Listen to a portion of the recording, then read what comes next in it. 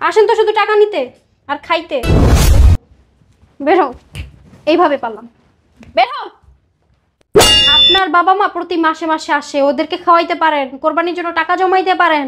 আর আমার বাবা মা বছরে একবার আসে, আপনি আনতে পারবেন না? ওর নিজের সংসারই চলে না, বুঝতে পারছেন? নুন আনতে পান্তা ফুরায়, কোনো টাকা টুকা দিতে পারবেন না। যান বের হন। এটা বিয়ে করছেন না? আপনি তো বইলা আমাকে বিয়ে করেন নাই যে আপনার জাত গোষ্ঠী প্রতি মাসে মাসে সপ্তাহে সপ্তাহে চলে আসবে, ছুটি পেলে চলে আসবে। ছেলে ইমামতি করে কয় টাকা বেতন পায় আমি জানি না। হ্যাঁ, তো জানেন না? 2 দিন পর চলে আসেন কেন ছেলের কাছে? লজ্জা নেই কোনো আপনার?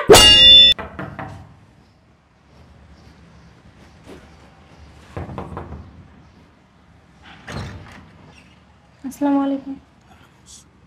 হঠাৎ এই বাসা আপনারা?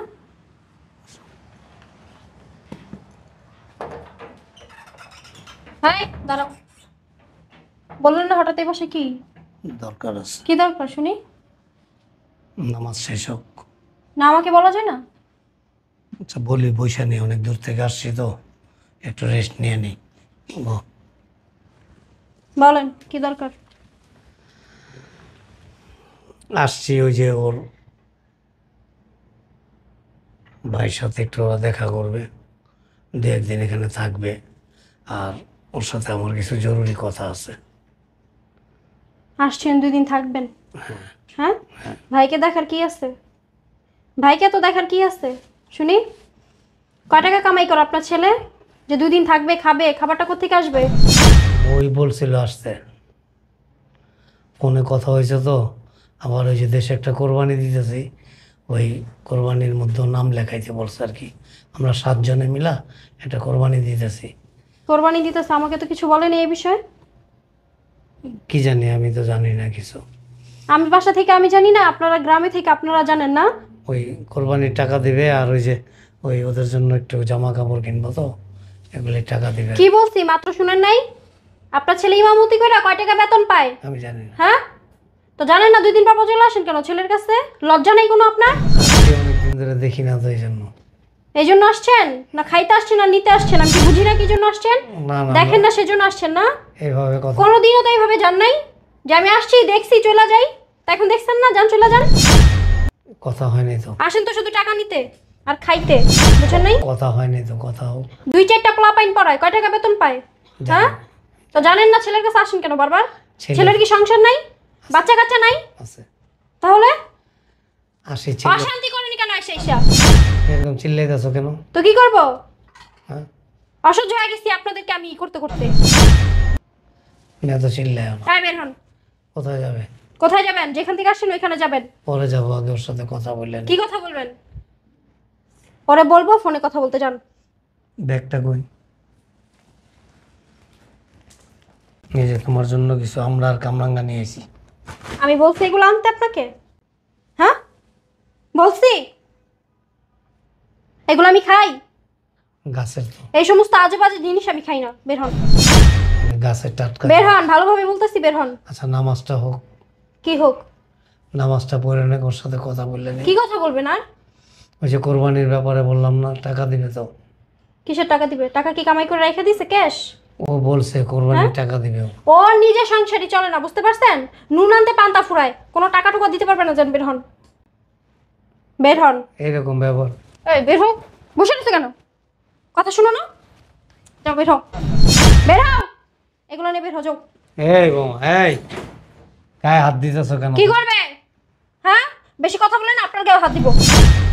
যত সব ছোট লোকের দল, বের হন যান। এত বেয়াদবি করতেছো কেন? কি বেয়াদবি করতেছি? আমার গায়ে হাত দিতে পারবো? বেয়াদবির কি দেখছেন? পারবো আমার গায়ে হাত দিতে? অবশ্যই পারবো। দাও। আসসালামু আলাইকুম আপা, ভালো আছেন? কি হয়েছে আপনার, এরকম করতেছেন কেন? কি হইব? হ্যাঁ, কয়দিন পর পর যে আপনার বাপে চলে আসে, আপনার জাত গোষ্ঠী চলে আসে, কই থেকে খাবার আসে? হ্যাঁ, আপনি খাওয়ান, আপনি খাওয়ান। আপনি তো আপনার সংসারে ঠিক মতো টানতে পারেন না, বুঝেন নাই? আপনার সংসার তো আমার টানুন লাগে। আপনি খাওয়ান কিনা সেটা আমি জিজ্ঞেস করছি। আমি তো রান্না বান্না করে খাওয়াই। খাওয়ায় আল্লাহ, রিজিকের মালিক আল্লাহ, সব কিছু করে আল্লাহ। শুনেন, আপনি আমার জ্ঞান দিয়েন না, বুঝছেন? আপনি ওনাদের সাথে খারাপ ব্যবহার করছেন কেন? কি খারাপ ব্যবহার করছি? আমার বোনদেরকে ওইখানে ফালাই দিয়েছেন কেন ধাক্কা দিয়া? ধাক্কাতে ফালাই দিব না? ঘাড় ধাক্কাতে বের করে দিন, এটি অনেক। এভাবে কথা বলতেছেন কেন? কিভাবে কথা বলবো? হ্যাঁ, আপনার থেকে কিন্তু এই ধরনের কথা আমি আশা করতেছি না। আপনার ব্যবহার আপনার থেকে আমি অনেক কিছু আশা করি না, কিন্তু আমি পাই।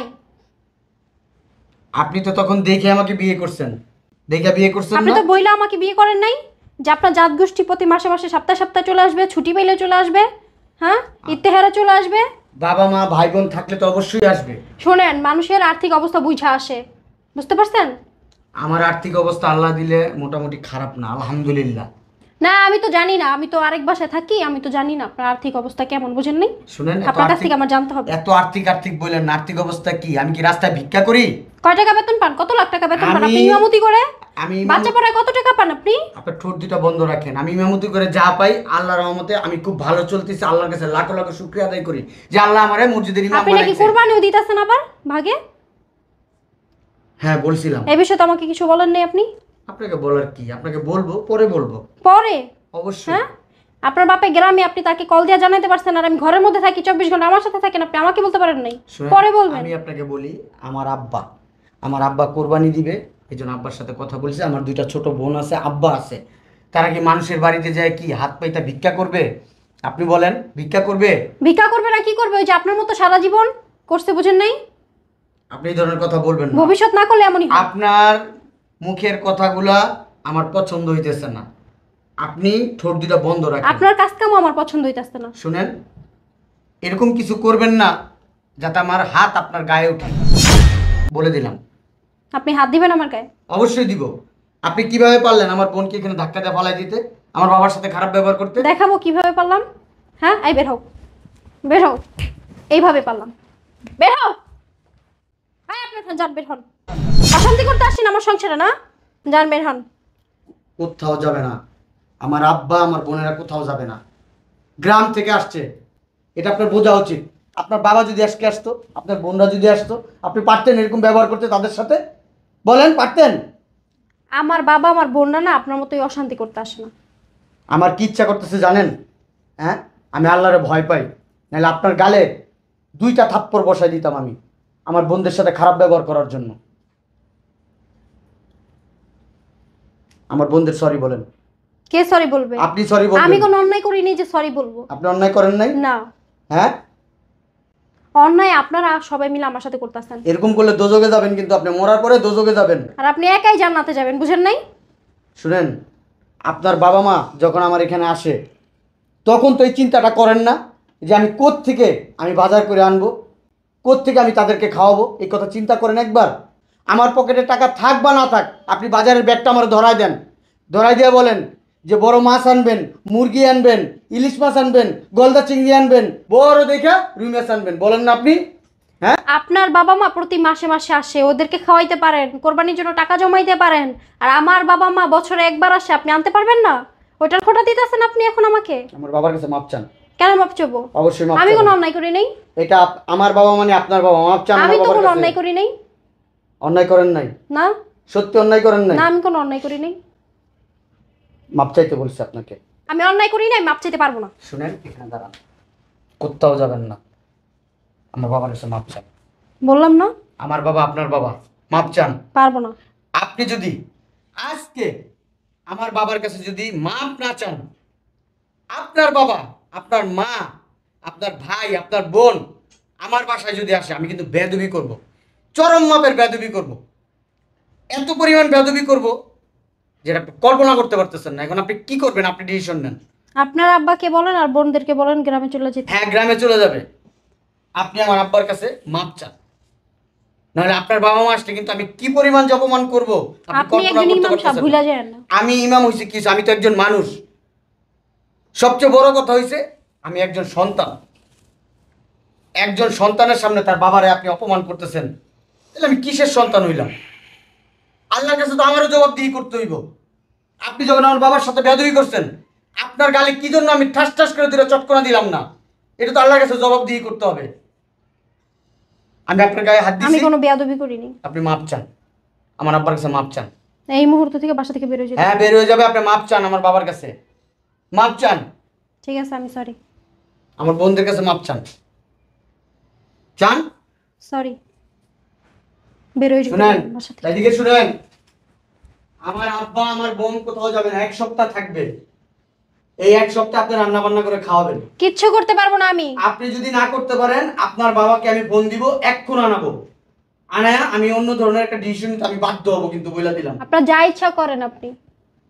আপনি কি চান আমি আপনার জীবন থেকে সরে যাই? আপনি কি চান এটা বলেন? আপনি আমার সাথে কোনো কথা বলবেন না। আপনি রান্না বসান।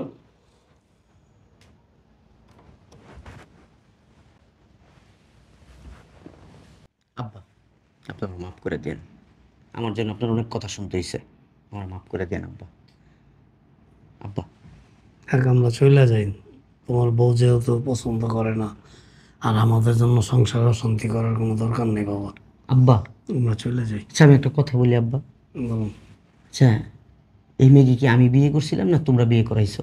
আমরাই করাইছিলাম। এখন কারো মনের খবর তো আর কেউ বলতে পারে না, আমরা তার অন্তর্যামী না, অন্তর্যামী হলো আল্লাহ। আমি কিন্তু আব্বা গ্রামে থাকতে চাইছি। আপনি আমার কি বললেন যে তুমি শহরে চলে যাও, শহরে ভালো একটা মসজিদে ইমামতি করো, তোমার জীবনটা ভালো চলবে। আব্বা আমি কিন্তু আপনাদের সাইডে আসতে চাই নাই।